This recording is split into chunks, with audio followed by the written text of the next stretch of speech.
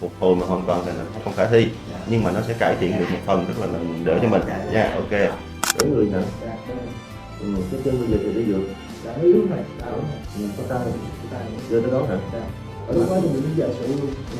Rồi nhắm mắt lại cho. Được, còn có hiện tượng tê lưỡi gì không?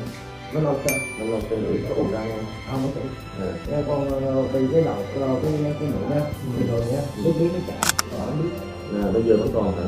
Nắm chặt lại thử. Nó sức thì nó nặng. Hôm nay có làm gì không? Mấy số.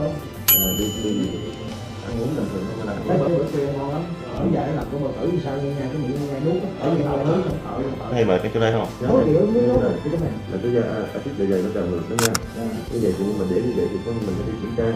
Bây giờ mình đi tái khám này nè, cái bảo hiểm ở đâu? Ở bên nó có. Thì bữa nào đi khám là cái dạ dày, chúng ta coi cái trào ngược dạ dày nó có HB không, hay là viêm loét gì không, mà nó gây nên cái tình trạng là dư axit dạ dày trào ngược đây nè.